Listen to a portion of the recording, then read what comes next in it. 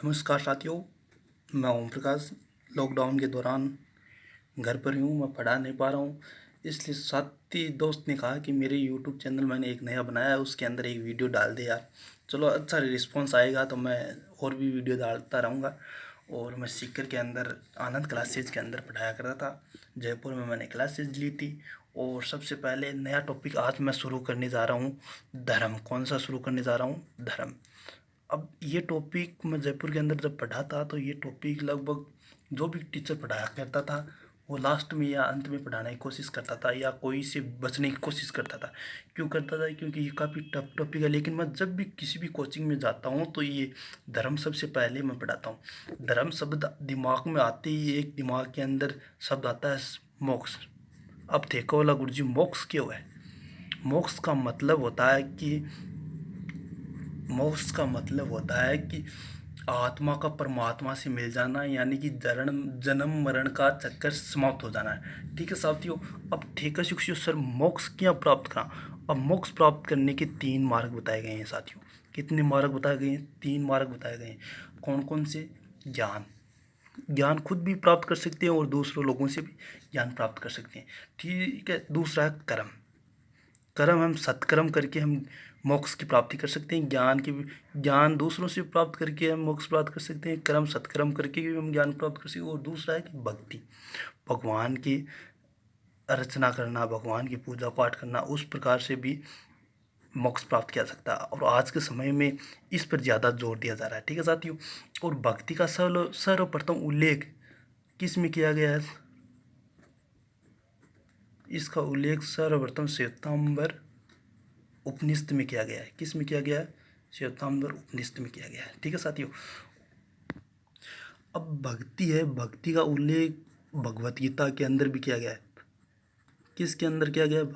भगवत गीता के अंदर भी भक्ति का उल्लेख किया गया है। यानी कि भगवत गीता में कहा गया है कि कर्म करते रहो, फल की आशा मत करो। ठीक है। इसके अंदर भगवत गीता के अंदर भक्ति का भी उल्लेख किया गया है। ठीक है साथियों। अब आता है कि भक्ति का प्रारंभ कहाँ से हुआ था? तो ये शब्द बहुत बार काफ़ी बार मतलब कंपटीशन एग्जाम के पूछा गया है। तो भक्ति का प्रारंभ दक्षिण भारत से शुरुआत है। कहाँ से हुआ था? दक्षिण भारत से हुआ था। इसके जनक किसे माना जाता है? इसके जनक शंकराचार्य जी को माना जाता है। किसको माना जाता है साथियों? शंकराचार्य जी को माना जाता है। ठीक है साथियों, इस बात को ध्यान रखना। भक्ति का प्रारंभ दक्षिण भारत से होता है। इसके जनक शंकराचार्य थे। और उत्तर भारत में लाने का श्रेय किसे जाना जाता है? उत्तर भारत में लाने का श्रेय रामानंद जी को जाता है,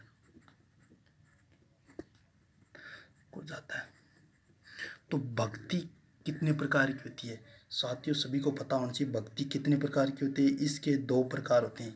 भक्ति के कितने प्रकार होते हैं? ये भक्ति इसके कितने प्रकार होते हैं? इसके 2 प्रकार होते हैं। एक होता है सगुण, एक होता है निर्गुण। ठीक है साथियों। लेकिन हिंदू धर्म को 3 भागों में विभक्त किया गया है। कितने भागों में विभक्त किया गया है? 3 भागों में विभक्त किया गया है।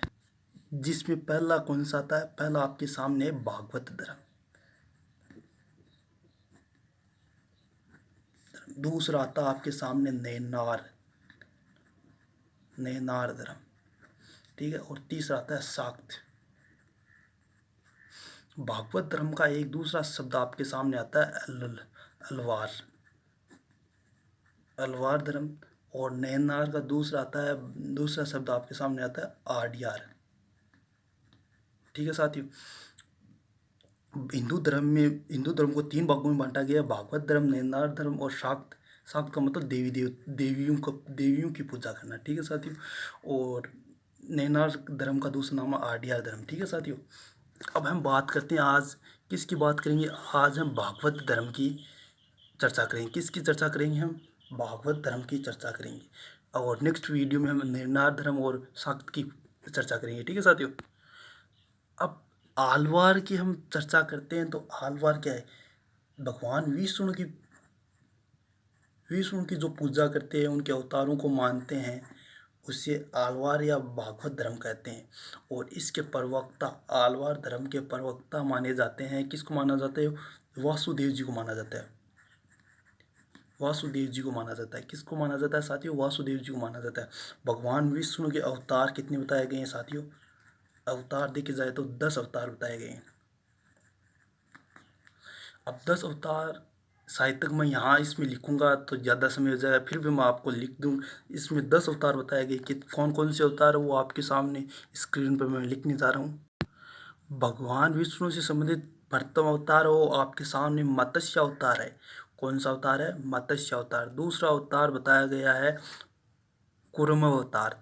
दूसरा अवतार कूर्म अवतार, तीसरा वराह अवतार और चौथा नरसिंह अवतार था और पांचवा वर्मा अवतार था। और पांचवा कौन सा? वर्मा अवतार, वामन अवतार। और छठा था कृष्ण अवतार, सातवां था राम अवतार, आठवां बुद्ध अवतार, नौवां परशुराम अवतार। ठीक है। और अब 10वां अवतार कौन सा है? कल्कि अवतार है। कौन सा अवतार? कल्कि अवतार है। ये अभी तक अवतार लिया नहीं गया है। हमारी पौराणिक कथाओं के अनुसार देखा जाए तो इसमें ये कहा गया है कि भगवान विष्णु घोड़े आकाश से नीचे उतरेंगे, उसके बाद में घोड़े से आएंगे, अपनी तलवार से पूरी सृष्टि को समाप्त कर देंगे, उसके बाद में फिर अवतार को लेकर पुनः आकाश में चले जाएंगे। लेकिन हम इस प्रकार की पौराणिक कथाओं पर विश्वास करें या न करें वो आपके ऊपर डिपेंड करता है। आप करें या न करें, हम करें या न करें वो हमारे पे डिपेंड करता है। लेकिन हमें जो टॉपिक बनता है उस आधार पर एग्जाम की दृष्टि से उसी पर चर्चा करेंगे। तो ये क्वेश्चन पूछा जा सकता है कि भगवान विष्णु से संबंधित अभी तक अवतार कौन सा लिया नहीं गया है? वो है कल्कि अवतार। वो कब लिया जाएगा? कलयुग के अंतिम प्रहर में लिया जाएगा। कब मतलब लिया जाएगा? कलयुग के अंतिम प्रहर में। ठीक है साथियों। और ये प्रश्न भी काफी बार पूछा जाता है कि गुप्त काल में सर्वाधिक प्रचलित अवतार कौन सा था? ठीक है साथियों, ये प्रश्न पूछा जाता तो ये 5 अवतार है ना, वामन अवतार, ये गुप्त काल में काफी प्रचलित था। ठीक है साथियों, ये था हमारा भागवत धर्म, आलवार धर्म। अब नेक्स्ट वीडियो में हम चर्चा करेंगे नैनार या आड्यार धर्म के बारे में। ठीक है साथियों, नेक्स्ट वीडियो में आप इस वीडियो में जितना रिस्पांस देंगे उसी प्रकार नेक्स्ट वीडियो बनाया जाएगा। आप कोचिंग भी लेना चाहे तो आपको कोचिंग के अंदर आपको मैं ही मिलूंगा। ठीक है साथियों, आनंद क्लासेज के अंदर। ठीक है साथियों।